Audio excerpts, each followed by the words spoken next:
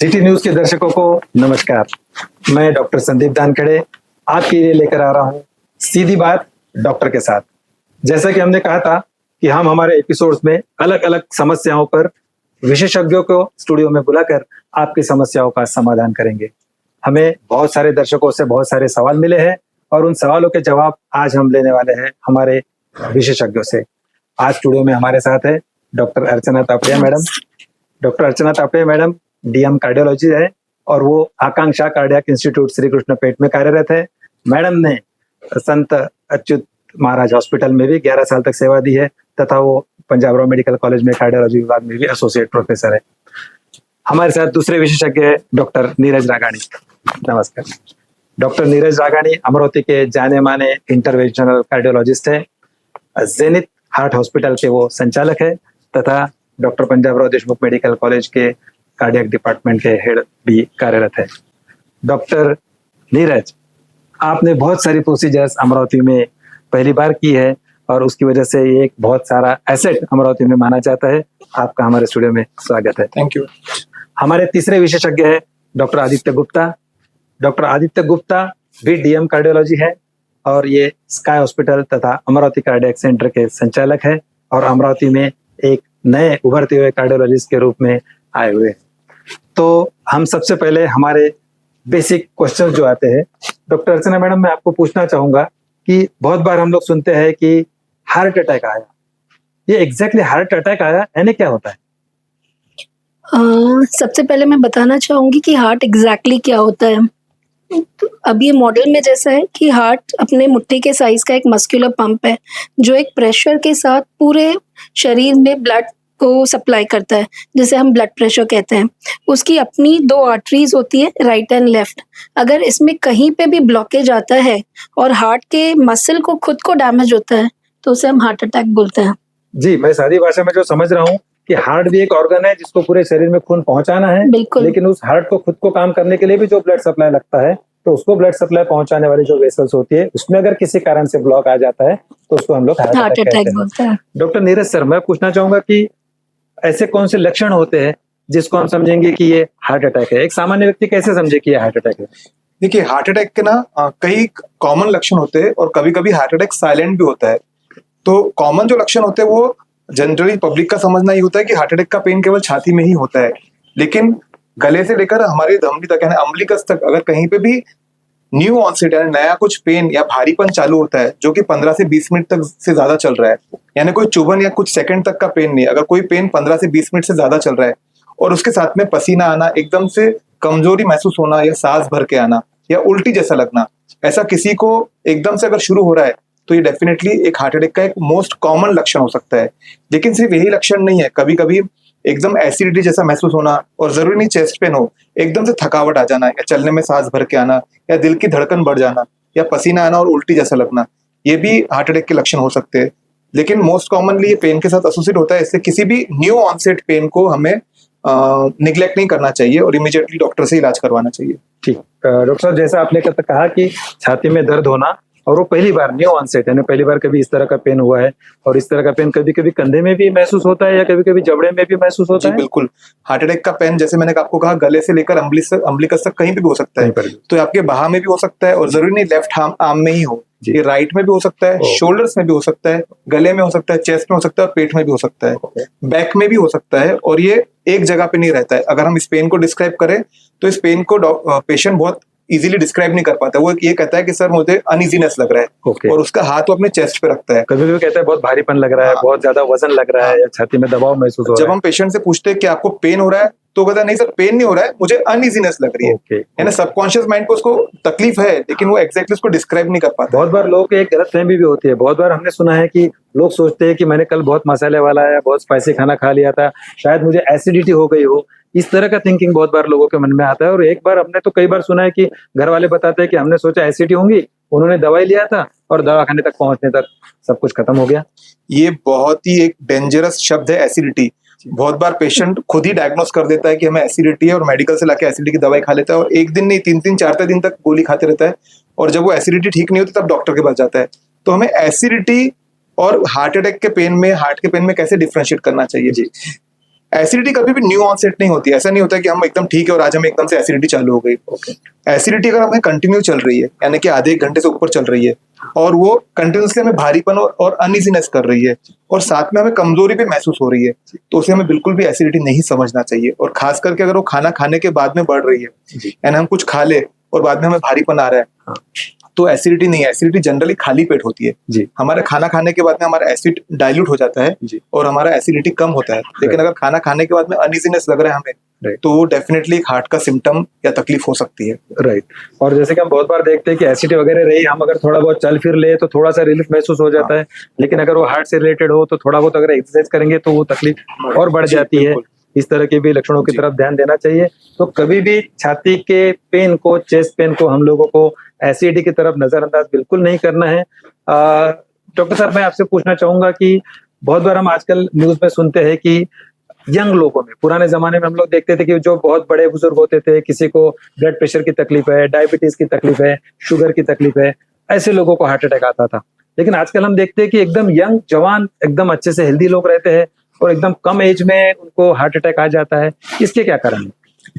देखिए, इसके ऊपर तो एक पहले सबसे बड़ा मिथ है कि लोगों को ऐसा लग रहा है कि कोरोना के बाद में ये चीजें बढ़ गई है, यंग पेशेंट में अटैक आने लगा। हाँ, ये कॉमनली लोगों की सोच तो है। लोगों को लगता है तो वैक्सीन की वजह से या कोरोना की वजह से ये अटैक बढ़ गए जी।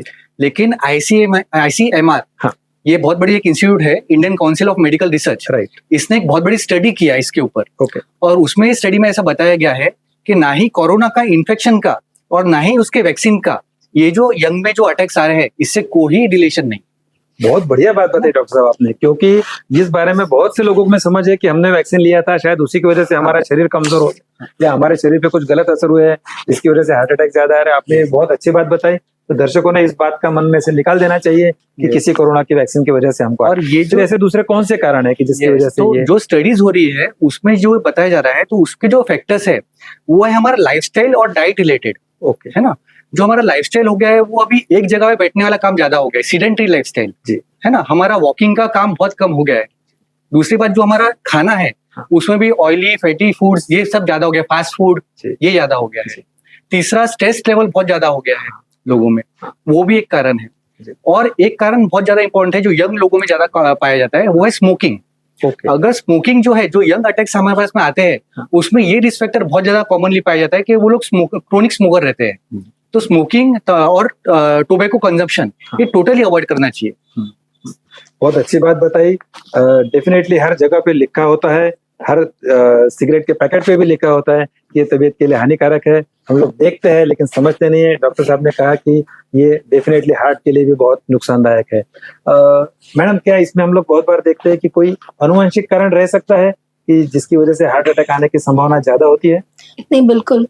एटलीस्ट 30-40% पेशेंट्स में अनुवांशिक रीजंस अपने को मिलते ही है कि कहीं ना कहीं फैमिली हिस्ट्री होता है जिसमें पेरेंट्स को, ग्रैंड पेरेंट्स को या फर्स्ट डिग्री रिलेटिव्स जैसे मासी, बुआ, चाचा, इन लोगों को हार्ट का प्रॉब्लम आया हुआ है और अब पेशेंट में आया हुआ है। तो उस हिसाब से जो नेक्स्ट जनरेशन को है थोड़ा जल्दी आता है। And specially family history blood pressure की और डायबिटीज़ की बहुत इंपॉर्टेंट हो जाती है।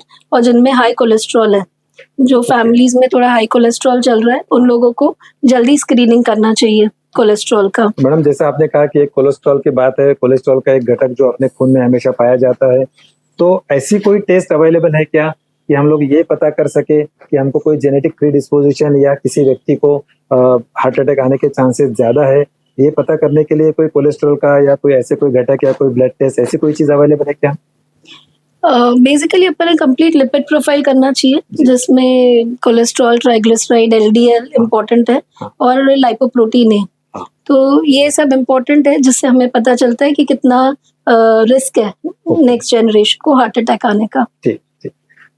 जैसा कि अभी मैडम ने बताया कि हम लोग, और डॉक्टर साहब ने भी बताया कि कुछ रिस्क फैक्टर्स भी है जिसके चलते अपने को हार्ट अटैक आने की संभावना का पता चल सकता है।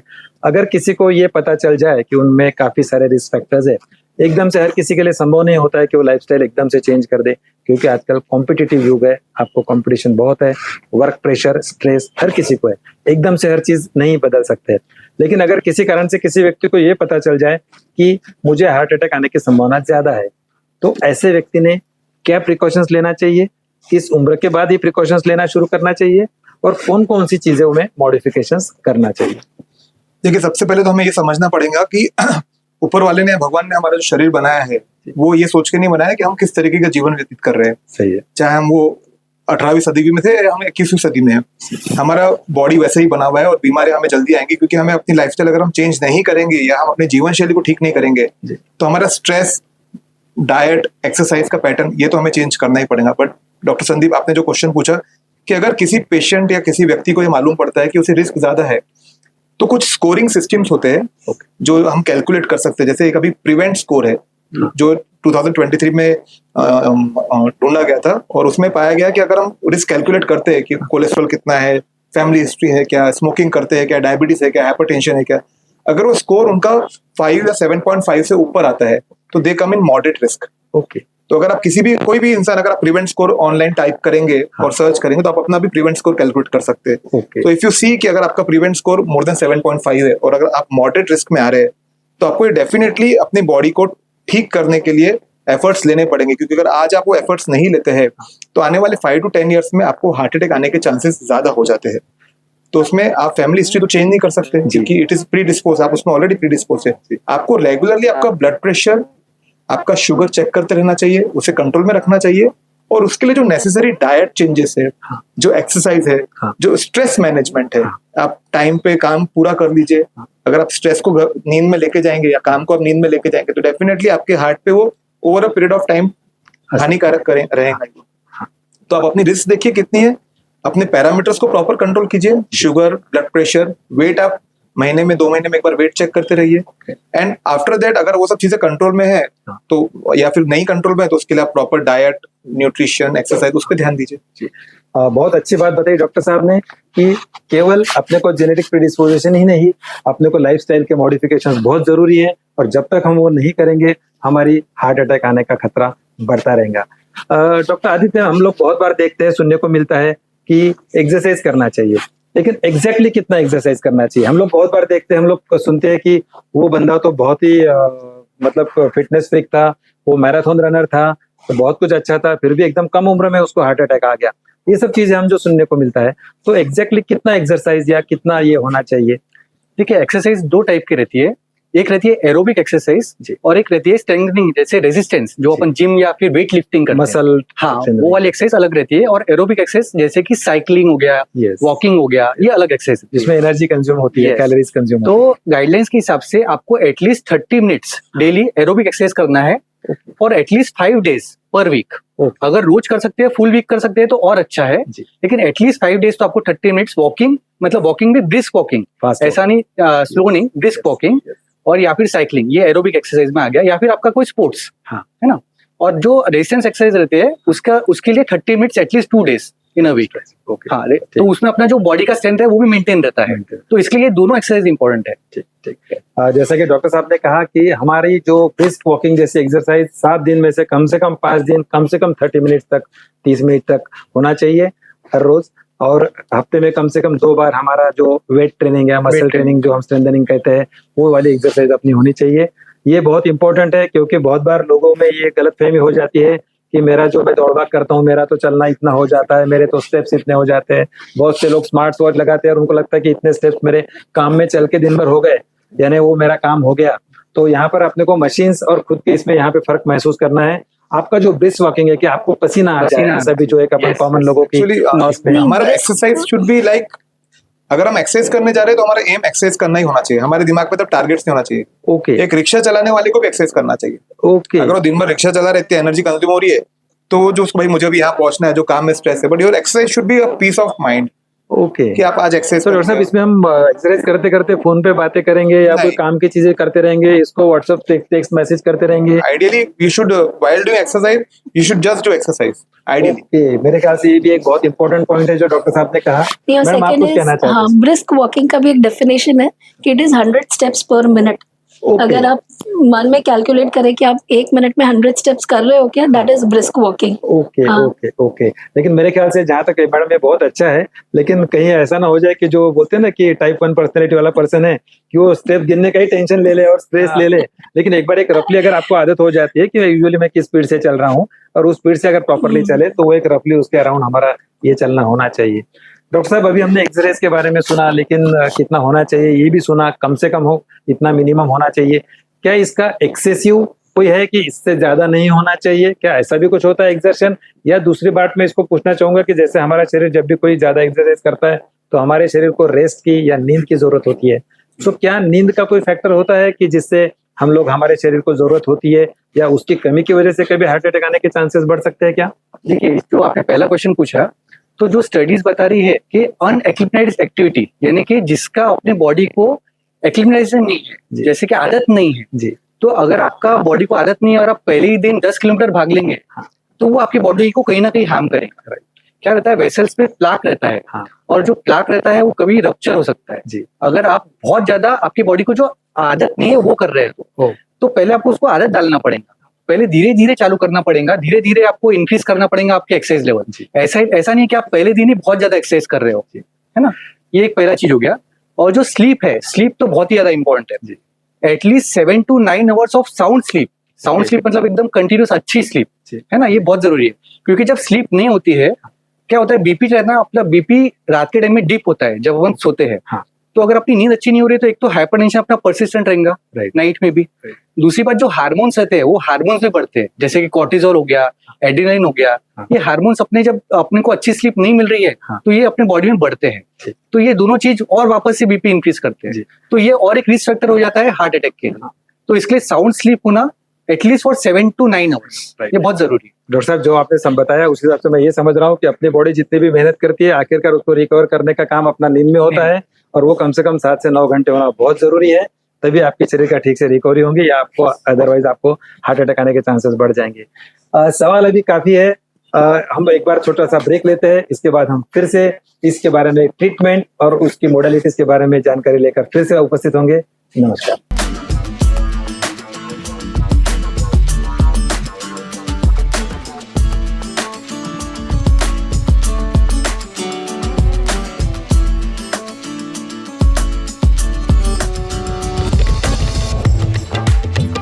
नमस्कार, सिटी न्यूज चैनल में फिर से आपका स्वागत है।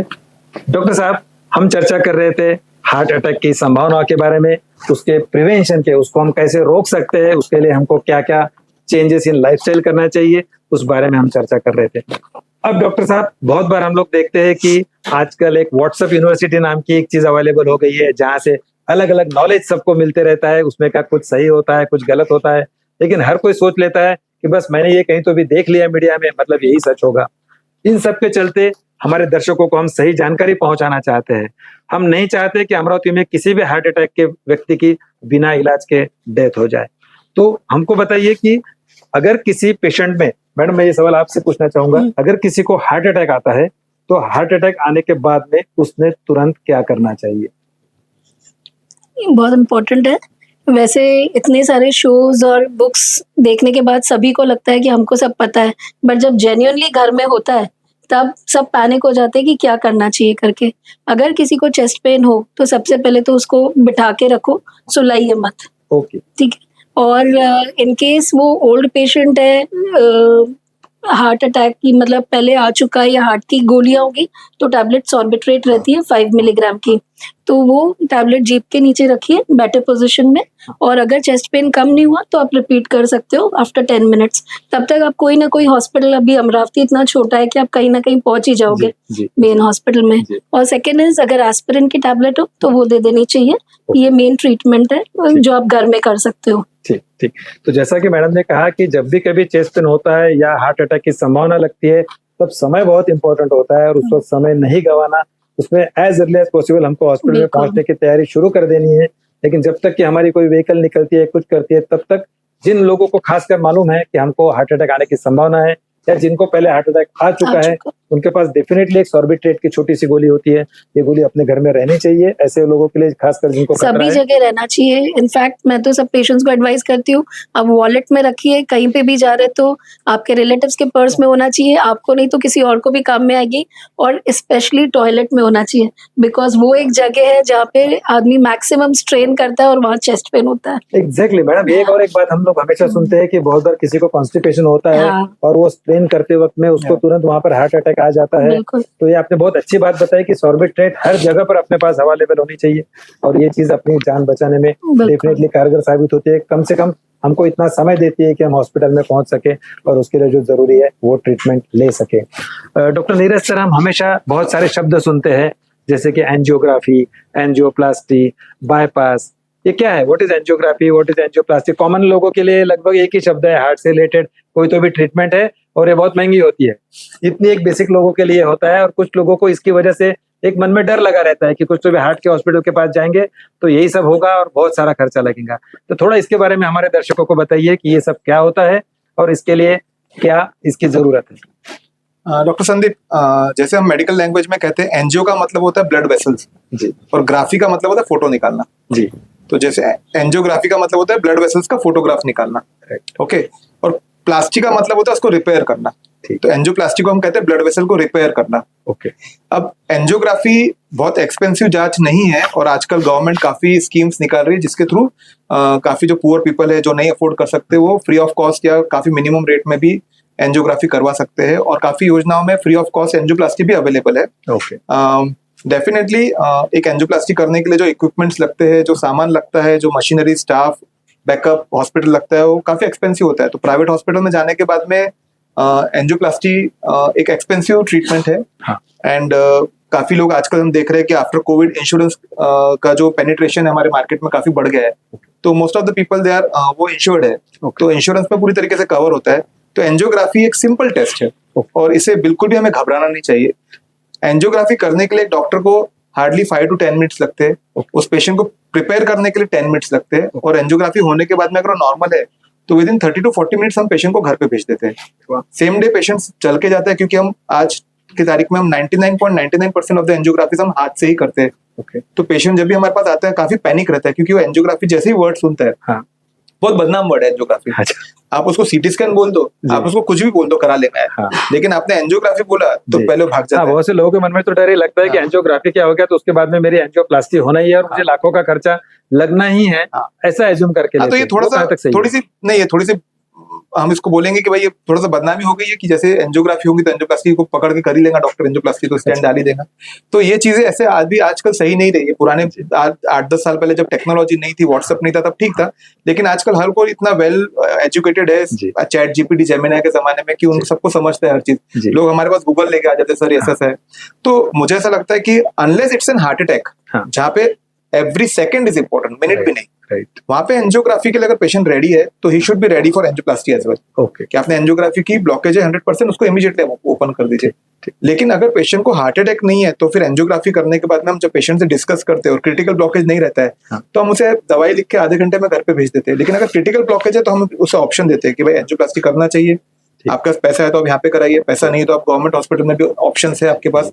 तो it's Amravati is blessed to have so many cardiologist. आज की तारीख में जब मैं फर्स्ट टाइम आया था 2013 में तो मैडम ही थी सिर्फ, और मैं अकेला जो इंटरवेंशन कर रहा था। लेकिन आज हमारे पास 12-15 कार्डियोलॉजिस्ट है, 12 से 13 कैथलैब्स है सिटी के हर एरिया में, पेशेंट इजीली पहुंच सकता है। तो मुझे ऐसा लगता है साइंस काफी एडवांस हो गया है और हमें साइंस की मदद लेके हर पेशेंट की लाइफ एक्सपेक्टेंसी बढ़ानी चाहिए और बेस्ट ट्रीटमेंट अवेलेबल कराना चाहिए। बहुत अच्छी बात बताई डॉक्टर साहब आपने। एक मेरे ख्याल से दर्शकों के मन से अभी ये डर निकल जाना चाहिए कि एंजियोग्राफी एक छोटी सी प्रोसीजर है जिसके लिए बहुत कुछ नहीं लगता है। केवल इधर उधर के वीडियो देख के अपने मन में कोई डर पालने की जरूरत नहीं है। एंजियोग्राफी के जरिए आपको एग्जैक्टली आपकी हार्ट की कंडीशन क्या है, ब्लॉक्स कुछ है क्या, ब्लॉकेजेस, वो उसमें पता चल सकता है। और जैसे डॉक्टर साहब ने कहा कि अगर जरूरत रही उसमें और बहुत ज्यादा उसके लिए ट्रीटमेंट की जरूरत है प्लास्टिक या रिपेयर की, तो ही ऐसी रिपेयर की जाती है, बिना वजह ऐसी कोई रिपेयर नहीं की जाती है। ऐसा कोई मन में डर रखने की इनफैक्ट किसी अगर को ब्लॉकेज 70-80% तक भी है तो हम उसे मेडिसिन पे मैनेज कर सकते हैं। डॉक्टर साहब, ये भी एक और सवाल मन में आता है कि एग्जैक्टली कितने % ब्लॉकेजेस रहने पर अपने को प्लास्टिक की जरूरत होती है, या उसके लिए कोई अदर फैक्टर्स भी होते हैं क्या? जैसे बहुत बार कोई भी हम लोग को सुनने को मिलता है, लोग हमेशा कंपेयर करते हैं अरे यार उसको तो डायबिटीज भी है, वो तो इतना मोटा है, उसको कभी हार्ट अटैक नहीं आया, मैं तो दुबला पतला हूँ, मुझे क्यों हार्ट अटैक आया। या कोई सोचता है अरे उनको तो 70% ब्लॉक था, उनको डॉक्टर साहब ने कुछ नहीं किया, मुझे तो 60% ही थे ब्लॉकेजेस, लेकिन मुझे बोला है।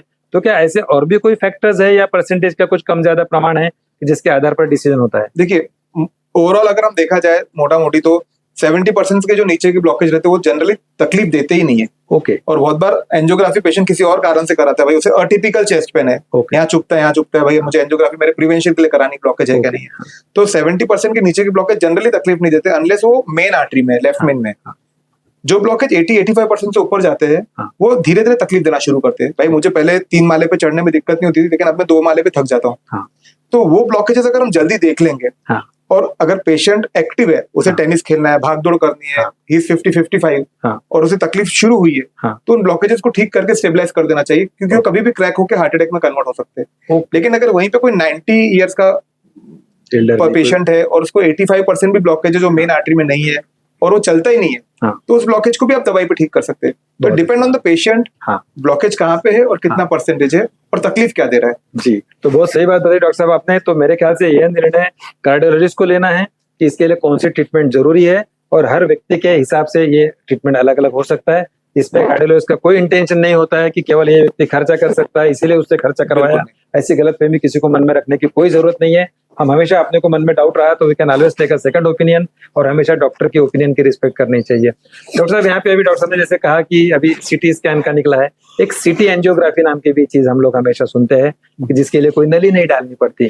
सीटी स्कैन से हो जाता है। तो ये एग्जैक्टली सीटी एंजियोग्राफी या सीटी कैल्शियम स्कोर या ये सब चीजें हम जो सुनते हैं वो, और कन्वेंशनल एंजियोग्राफी, ये दोनों के बारे में हमको जरा थोड़ा बताइए।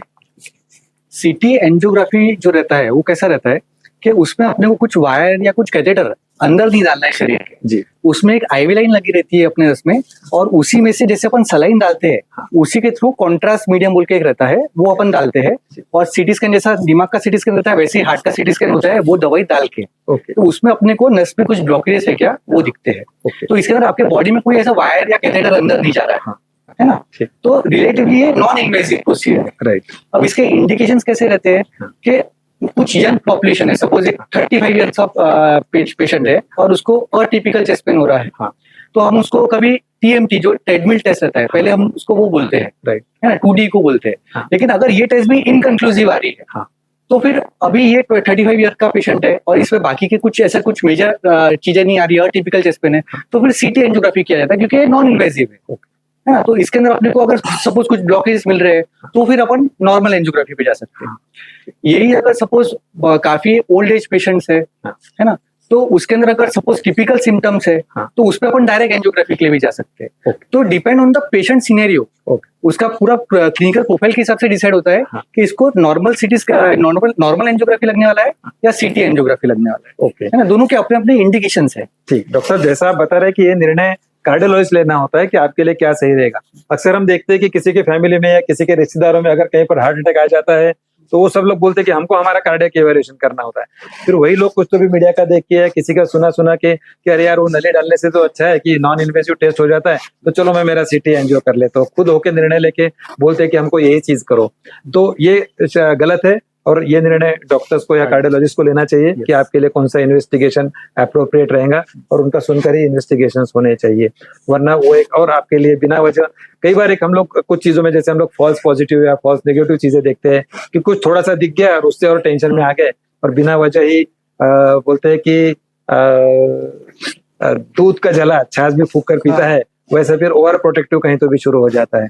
तो मैडम मैं एक और यहाँ पर आपको सवाल पूछना चाहूंगा कि बहुत बार पेशेंट्स आते हैं, उनको कोई अगर इन्वेजिव प्रोसीजर बताया जाए या कोई प्लास्टिक की जरूरत बताया जाए तो बहुत बार पेशेंट्स हम लोग देखते हैं कि कॉमनली लोग नहीं करना चाहते, नहीं चाहते कि कोई हमारे हार्ट पे कोई चीज हो, उनके मन में कोई डर रहता है, कुछ गलतफहमियां रहती है। तो ऐसे क्या कॉमनली कारण है कि लोग डॉक्टर की सलाह के बावजूद कोई ट्रीटमेंट करने से हिचकिचाते हैं, और उसके नतीजे आखिरकार क्या होते हैं?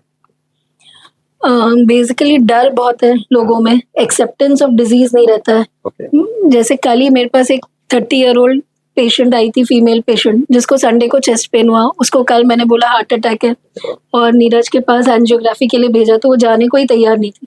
मतलब वो जाने को तैयार नहीं थी, वो एक अलग इशू है, हस्बैंड भी भेजने को तैयार नहीं, जब तक कि आप उनको ये नहीं समझाओ कि इसके लाइफ की जिम्मेदारी आपके ऊपर है। राइट। हाँ, तो लोग भी इतने सारे रिलेटिव्स है इंडिया में जो अपना ओपिनियन पहले देते हैं। करेक्ट। यहाँ पर ऐसे कहते हैं कि रिक्शा वाला भी आपको बता देता है कि कौन सा हाँ, डॉक्टर अच्छा है या क्या हाँ। करना चाहिए। हर कोई मतलब अपनी अपनी राय जैसे देता मेरा सबसे फेवरेट डायलॉग है कि इंडिया में हम छोड़ के सब डॉक्टर्स हैं। है। सही बात है। तो हाँ। मेरे ख्याल से ये एक तरह का तो कॉमन मिथ है कि नॉन एक्सेप्टेंस ऑफ डिजीज और डेफिनेटली हाँ ये है कि खर्चे का भी टेंशन रहता है। बट जैसे हम लोग सभी बोलते हैं कि बहुत सारे भी योजनाएं हैं हाँ। जिसमें हम लोग कर सकते हैं एट अ सब्सिडाइज्ड रेट। हाँ। और बाकी प्राइवेट में भी एवरीवन कोऑपरेट्स कि अगर कोई नॉन अफोर्डिंग है तो कम में भी कर देते हैं, तो वो एक है। बट पेशेंट में पहुंचना चाहिए सही जगह, वो बिल्कुल सही बात जरूरी है। है। यहाँ पर जैसा मैडम ने कहा कि आपकी ट्रीटमेंट की जिम्मेदारी आपकी है, अगर आप खुद इसके लिए तैयार नहीं होंगे तो कोई आपको कैसे मदद करेगा। खर्चे की बात नहीं है, खर्चे के लिए अलग अलग योजनाएं हैं, अलग अलग हॉस्पिटल्स है। जैसा डॉक्टर साहब ने कहा कि अभी ऐसा कुछ नहीं है कि केवल एक ही डॉक्टर है, वो अवेलेबल नहीं हो रहे हैं, तो वक्त पड़ने पर आपके लिए ऑप्शंस अवेलेबल है, लेकिन बिल्कुल। समय पर ट्रीटमेंट लेना बहुत जरूरी है, समय वापस नहीं नहीं आ आएगा। सकता है। डॉक्टर साहब, जैसे कि आपने कहा अभी कि बहुत से लोग तैयार नहीं होते हैं, लेकिन इस तरह से ट्रीटमेंट में डिले करने के लिए बहुत बार ऐसे भी कारण रहते हैं कि हम लोग बहुत सारी एडवर्टाइजेस देखते हैं जिसमें लोग करते हैं कि बस ये नुस्खा अपनाओ और सभी ब्लॉकेजेस से मुक्ति पाओ। रोज रात को सोते वक्त ये खाया करो, या रोज सुबह उठकर ये खाया करो, या ये कोई फलानी ट्रीटमेंट अवेलेबल है जिसमें कोई भी दवाई लिए बगैर या कोई भी प्रोसीजर किए बगैर आपके बॉडी ब्लॉकेजेस खुल जाएंगे। क्या ऐसी कोई ट्रीटमेंट सचमुच अवेलेबल है डॉक्टर मीरा? देखिए, हम साइंटिस्ट हैं, हम डॉक्टर्स हैं, हम साइंस को फॉलो करते हैं। जी। ठीक है, तो there are an number of studies, बहुत सारे रिसर्च हुआ है। एक रिवर्सल ट्रायल थी जिसमें पाया गया था कि उन्होंने 23 इयर्स तक पेशेंट्स को फॉलो किया था, जी। ब्लॉकेज वाले, और उन्होंने दूरबीन के जरिए ब्लॉकेजेस को अंदर से देख रहे थे पेशेंट का एवरी 3 to 4 years, और उनको कई के अलग अलग प्रकार की दवाइयां दे रहे थे, वो स्टैटिन्स वगैरह। तो उनमें केवल 5% लोगों में पाया गया कि ब्लॉकेज थोड़े से कम हुए हैं। हाँ। दवाइयों के ऊपर 60% ऑफ द पेशेंट्स में ब्लॉकेज स्टेबलाइज हुए थे, हाँ। और 37% ऑफ द पेशेंट्स में ब्लॉकेज बढ़े थे। ओके। तो जैसे जैसे हमारा शरीर बूढ़ा होता है, डेफिनेटली हमारे नसों के अंदर ब्लॉकेज का प्रमाण बढ़ता है। हमारे मतलब भगवान ने ऐसे ही हमारे बॉडी को डेवलप किया है। तो ऐसा कोई भी ट्रीटमेंट नहीं है, ना ही एलोपैथिक में ऐसा ट्रीटमेंट है, ना ही बाकी कोई पैथी में या नेचुरल ऐसी कोई ट्रीटमेंट है जिससे ब्लॉकेज रिवर्सल में जा सकते हैं या ब्लॉकेज डिसअपियर हो सकते हैं। ओके। या तो आप ब्लॉकेज को स्टेबलाइज कर सकते हो दवाइयों के जरिए ताकि वो बढ़े ना, हाँ। उसकी जो कैप है वो स्टेबल रहे ताकि वो क्रैक होकर अटैक में कन्वर्ट ना हो, जी। या आप उसे एंजियोप्लास्टी करके दबा के रास्ते को चौड़ा कर सकते हैं, हाँ। या आप उसे बाईपास करके ब्लड सप्लाई बढ़ा सकते हैं। तो यही कुछ तरीके हैं, और कुछ आजकल काफी अच्छी दवाइयां आ गई जिससे ब्लॉकेज को अच्छे से स्टेबलाइज कर सकते हो। पेशेंट की तकलीफ काफी कम हो जाती है। लेकिन कोई कुछ खाने से या कोई झाड़ फूक से या कोई ट्रीटमेंट से ब्लॉकेज डिसअपियर हो जाएंगे, या नेचुरल बाईपास तैयार हो जाएगा, ये उम्मीद ही गलत है। ये बिल्कुल गलत थ्योरी है। और बहुत सारे ब्लॉकेज ऊपर वाला नेचर ही उसको टेक केयर करता है। Okay okay. एक नेचुरल बाईपास की बहुत बार हम लोग बात सुने हैं, जैसा आपने कहा अभी, बहुत से लोग बोलते हैं कि अपने यहाँ पर एक कोलेट्रस डेवलप हो जाना, नई नसें डेवलप हो जाना, तो ये केवल यंग लोगों में पॉसिबल है या ओल्ड एज में भी पॉसिबल है? ऐसी कोई चीज होती है या नहीं होती? क्या होता है ये नेचुरल डेफिनेटली बाईपास? कोलेट्रल्स तैयार होते हैं जब ब्लॉकेज धीरे धीरे डेवलप होता है। हाँ। 60, 70, 80, 90, हाँ। तो जो प्रेशर डिफरेंस आता है, आगे ब्लड नहीं जा रहा है, तो हाँ। दूसरी नसों से कोलेट्रल्स वो एरिया ले लेता है। ओके। लेकिन अगर कोई 70% ब्लॉकेज है, वहां पे क्रैक डेवलप होकर एकदम से क्लॉट अटका और वो 100% हुआ, तो तब कोलेट्रल्स नहीं रहेंगे। वहां पर दूसरा रास्ता ही नहीं रहेगा, आपको उसका रास्ता ओपन इसलिए- करना पड़ेगा या बाईपास करना हाँ, पड़ेगा। इसलिए यंग पेशेंट्स में ब्लॉकेजेस 80-90% नहीं रहते, वो 60-70% रहते हैं। राइट। इसलिए यंग पेशेंट्स में जनरली कोलेट्रल्स उतने वेल डेवलप नहीं रहते। हाँ। लेकिन कोई डायबिटिक है या ओल्ड एज है, हाँ। तो उसमें 100% ब्लॉकेज बन गया है, तो उसे पता भी नहीं रहता उसे 100% ब्लॉकेज है। राइट। क्योंकि इतने अच्छे कोलेट्रल्स है, जब वो दौड़ेगा तभी उसे पता लगेगा कि भैया मुझे दम लग रहा है। क्योंकि कोलेट्रल्स के साथ में भी पेशेंट को दम लगता है, क्योंकि it's not a natural flow. जी। Collateral is not natural flow. Right. तो ओल्ड एज में डेफिनेटली कोलेट्रल्स ज्यादा होते हैं, यंग पेशेंट्स में कोलेट्रल्स कम होते हैं। ठीक। तो आज की इस चर्चा में हमारे विशेषज्ञों ने हमको बताया है कि किस तरह से हार्ट अटैक के बारे में डरना नहीं है। हार्ट अटैक को हम लोगों को सही लाइफस्टाइल के जरिए और सही ज्ञान के जरिए उसको हमको सही ट्रीटमेंट लेना है। यहाँ पर मैं एक और सवाल पूछना चाहूंगा कि डॉक्टर साहब, कोई ऐसे खान पान की विशेष केयर किसी को जिसको पहले हार्ट अटैक आ चुका है, उन्होंने कोई ऐसे खान पान के बारे में कोई विशेष ध्यान रखना चाहिए? आप क्या सलाह देंगे? देखिए सबसे अच्छा तो रहता है green leafy vegetables and fruits और सलाद। ओके ये जो चीज रहती है ये सबसे अच्छी रहती है। आपको अवॉइड क्या करना है, जिनको बीपी है हाँ। उन्होंने एक्सेसिव सॉल्ट इंटेक नहीं करना है। ओके जो अपनी आदत देके अपन ऊपर से नमक डालते हैं, चटपटा खाने के बड़ा शौक हाँ। होता है सबका। वो ऊपर से नमक नहीं डालना है। जितना टेस्ट के लिए अपना चाहिए उतना जरूरी ठीक है इसमें, बट ऊपर से नमक नहीं डालना चाहिए। ठीक। दूसरी चीज है कि जो ऑयली स्पाइसी फूड रहता है हाँ। वो जितना हो सके उतना अवॉइड कीजिए, हाँ। है ना। ठीक। तीसरा ऐसा रहता है कि जो अपने चीज बटर है, हाँ। चीज बटर भी जितना अवॉइड हो सकता है उतना हाँ। अवॉइड करना चाहिए। ठीक। और एक रहता है कि जो मैंने पहले टोबैको कंजम्पशन बोला था वो भी एक अवॉइड करना है। बिल्कुल avoid। और ड्रिंक्स जी ड्रिंक्स भी जितना मिनिमल हो सकता है अवॉइड कर सकते हैं, तो वो भी अगर अल्कोहल कंजम्पशन अगर अवॉइड कर दे तो वो भी बहुत अच्छा है। थैंक यू डॉक्टर साहब। सवाल बहुत है, दर्शकों के जो सवाल आए थे वो सवाल हमने ज्यादातर हमारे एक्सपर्ट्स को पूछे हैं, लेकिन हमारी जो कोशिश है कि जो लोगों के मन में हमेशा एक हेजिटेशन होता है कि क्या हम एक्सपर्ट्स के पास पहुंच सकेंगे, क्या हमारे मन के सवाल उनको पूछ सकेंगे, तो आज हमारे लिए कुछ बातें बहुत क्लियर हुई है कि हमारी हेल्थ का ध्यान हमें खुद को रखना है, और जब कभी मन में डाउट हो तो हमें कार्डियोलॉजिस्ट को कंसल्ट करना है। हमने बहुत बार देखा है मैडम कि कार्डियोलॉजिस्ट एसोसिएशन के द्वारा भी बहुत पब्लिक फोरम्स लिए जाते हैं, वहां पर भी आप इस तरह के प्रोग्राम में आकर भी लोगों के मन के सवाल पूछने के लिए सवालों के जवाब यहाँ पर देते हैं। मैं सिटी न्यूज चैनल की तरफ से आपका धन्यवाद करूंगा, लेकिन पहले एक सवाल आपके मन में आपके बारे में जरूर पूछना चाहूंगा। मैडम, ऐसा कोई अनुभव आपके मन में है किसी पेशेंट्स के बारे में जो आप जिंदगी भर नहीं भूलेंगे और हमारे दर्शकों के साथ साझा करना चाहेंगे? हाँ, एक्चुअली मैं 2 चीज़ें बोलना चाहूँगी। फर्स्ट ये कि हार्ट बेसिकली एक मस्कुलर पंप तो है, बट एक मिरर है, हाँ, जो सब कुछ अपना बताता है, चाहे लाइफ़स्टाइल हो, डाइट हो, जी अपने हैबिट्स हो, स्मोकिंग हो, सब कुछ हो, तो it is a mirror. Okay बाकी आपका सब ठीक रहा तो ये भी ठीक रहेगा।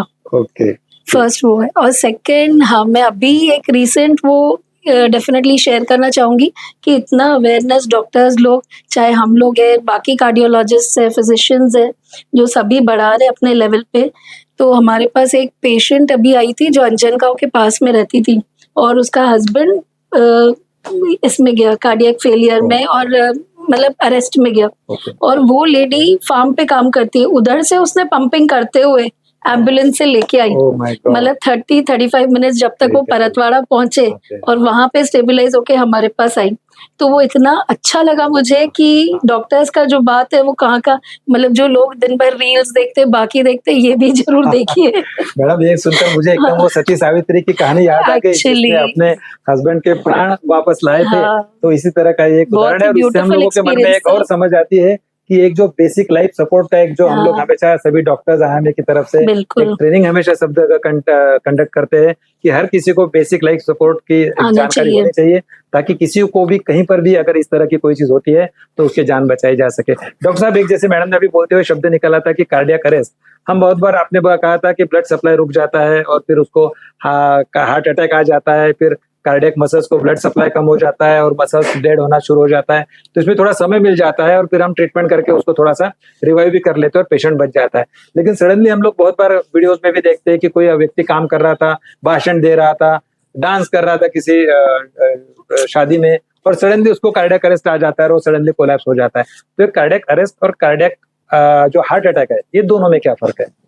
देखिए हार्ट अटैक जो है वो सर्कुलेशन प्रॉब्लम है, ओके और cardiac arrest is a conduction problem. Okay heart attack में आपका जो ब्लड फ्लो है हाँ। वो ब्लड फ्लो कम हो रहा है या बंद हो रहा है, ओके और कंडक्शन सिस्टम में आपका जो करंट है हार्ट का हाँ। वो स्टॉप हो रहा है। ओ तो या तो वो स्टॉप हो जाएगा या तो फिर उसका जो रेट है वो कम ज्यादा हो जाएंगे, अरिथमियास, जी जी है ना, वेंट्रिकुलर अरिथमियास, वेंट्रिकुलर फिब्रिलेशन। जी तो जो कार्डियक अरेस्ट है वो बहुत चीजों की वजह से हो सकता जी। है। हार्ट अटैक जो है वो मसल जो वेसल्स है उसमें ब्लॉकेज की वजह से नहीं होगा, राइट लेकिन जो कार्डियक अरेस्ट है वो बहुत सारी चीजों की वजह से हो सकता है, जैसे कि HOCM बोल के जो अपनी जो हार्ट की मसल रहती है वो जेनेटिकली एनलार्ज रहती है ओके ये बीमारी में, जी, कार्डियोमायोपैथी जो कार्डियोमायोपैथीज में, जी। है ना। और भी ऐसे बहुत सारे सिम्टम्स है जिसमें जी। सडन कार्डियक अरेस्ट आ सकता है, हाँ, हाँ। या फिर नॉन हार्ट रिलेटेड चीजों में भी कभी कभी कार्डियक अरेस्ट हो सकता है, पॉइजनिंग हो गया जी या कुछ और चीज हो गई, जी। तो ऐसी चीजों में भी कार्डियक अरेस्ट हो सकता है। तो वो एकदम ही डेंजरस है, क्योंकि वहां पर सडनली डेथ हो जाती है। ऐसे में केवल basic life support basic life support लेके आपको इमरजेंसी हॉस्पिटल जाना जा सकता है। बहुत जरूरी है, ये बात बहुत अच्छी बट बताई। बेसिकली अभी गवर्नमेंट ने भी बहुत जगह, चाहे बड़े हॉस्पिटल्स हो, एयरपोर्ट्स हो, हाँ। सभी जगह डिफिब्रिलेटर्स भी रखे हैं, जो उसका जहाँ basic जहाँ पे training भी शॉक लोगों दे को के दिया उसको जाना रिवर्ट चाहिए। तो करते एक शॉक हैं। की ट्रीटमेंट और दूसरी बिल्कुल। बेसिक लाइफ सपोर्ट Life जिसको हम support। पंपिंग करते हैं, ये दोनों चीजें बहुत जरूरी है ऐसा लगता है। डॉक्टर साहब, मैं आपको पूछना चाहूंगा कि आपकी हॉबीज क्या है? जैसे कि हम लोग हमेशा अभी लाइफ स्टाइल की बातें कर रहे थे, तो आपकी आपकी क्या हॉबीज है कि जो आप अपने मेडिकल प्रैक्टिस और कार्डियक ट्रीटमेंट के सिवा और क्या आपकी हॉबीज है? देखिए, मैं रोज 1 घंटा बैडमिंटन खेलने आता हूँ। मुझे बैडमिंटन काफी पसंद है। ओके इवन क्रिकेट मैं हफ्ते में 2 बार खेलने आता हूँ। तो Okay. स्पोर्ट्स में काफी मुझे इंटरेस्ट है। ओके दूसरा फिर म्यूजिक और थोड़ा सा रीडिंग, Okay. इसमें भी काफी इंटरेस्ट है। ठीक ठीक। डॉक्टर साहब, ये उद्देश्य हमारा केवल ये था कि कोई कितने भी काम में बिजी हो सकता है। हम लोग देखते हैं कि कार्डियोलॉजिस्ट की अपॉइंटमेंट मिलना मुश्किल होता है, लेकिन उसके बावजूद भी अगर आप आपके हॉबीज मेंटेन रखोगे तो कहीं तो भी आपके गुड हार्मोन्स आपके इसमें सीक्रेट होंगे और वो आपको प्रोटेक्ट करेंगे। तो ये एक मैसेज इसके जरिए हम लोग दर्शकों को देना चाहते हैं। डॉक्टर नीरज सर, आप भी काफी बिजी कार्डियोलॉजिस्ट है। सबसे पहले तो मैं आपको धन्यवाद देना चाहता हूँ कि आज आपने स्टूडियो में आकर और हमारे तीनों एक्सपर्ट्स ने यहाँ आकर अपनी जानकारी यहाँ साझी की और दर्शकों के सवालों के जवाब दिए। डॉक्टर साहब, मैं आपको पूछना चाहूंगा कि आप अपनी फिटनेस के लिए रेगुलरली क्या करते हो? डॉक्टर संदीप, सबसे पहले तो मैं आपको थैंक यू बोलना चाहूंगा। इतना अच्छा प्रोग्राम आपने अवेयरनेस के लिए यहाँ पे लिया है, ये काफी हेल्पफुल रहेगा पब्लिक के लिए। और एक और चीज मैं बताना चाहूंगा कि अमरावती में आज की तारीख में ना हार्ट का ट्रीटमेंट काफी एडवांस लेवल पे पहुंच गया है। तो हमें ये भी ध्यान में रखना चाहिए कि जैसे पहले हम नागपुर, बॉम्बे या यहाँ जाते थे, तो आज इतने कार्डियोलॉजिस्ट अमरावती में और इतने हॉस्पिटल्स है एंड हमारे पास आज वो सब टेक्नोलॉजी अवेलेबल है कि हम हर प्रकार के हार्ट का इलाज आज कर सकते हैं, चाहे वो बाईपास सर्जरी, चाहे वो वॉल रिप्लेसमेंट हो, पेस मेकर हो, एंजियोप्लास्टी हो या कुछ भी डिफिकल्ट सर्जरी आज अमरावती में पॉसिबल है। तो ये भी मुझे दर्शकों को बताना था, इसलिए मैंने बताया। कमिंग बैक टू टॉपिक कि मेरी क्या हॉबीज है या फिटनेस कैसे मेंटेन करते हैं, तो जैसे आदित्य ने बताया, मैं टेनिस रेगुलर खेलता हूँ और मुझे एक पैशन है टेनिस खेलने का। एंड सेकेंड, मैं अपनी फूड हैबिट्स में काफी अपने आप को भी रिस्ट्रिक्ट कर दिया हूँ। पहले जो था कि रात को खाना खाने के बिना नींद ही नहीं आएंगी, तो अभी मैं 7:30 8 o'clock के बाद में कुछ नहीं खाता हूँ। तो मॉर्निंग में tennis and diet, this is the 2 things which I follow। बहुत अच्छा। डॉक्टर नीरज ने भी जो मैसेज दिया है कि अपनी हॉबीज मेंटेन रखिए, अपना स्पोर्ट्स खेलना, अपने व्यस्त समय में से भी आपको खुद के लिए समय निकालना। और मैं बच्चों का डॉक्टर होने की नाते ये बताना चाहूंगा कि अपने में के बच्चे को जिंदा रखिए, हंसते रहिए, खिलखिलाते रहिए और हेल्दी रहिए। मैं एक बार फिर से हमारे सभी एक्सपर्ट्स का यहाँ तहे दिल से शुक्रिया अदा करता हूँ और आप सबसे फिर से यहाँ विदा लेता हूँ। अगले एपिसोड में मिलेंगे नए विषय के साथ, नए एक्सपर्ट के साथ। आपके सवाल और हमें भेजते रहिए। नमस्कार।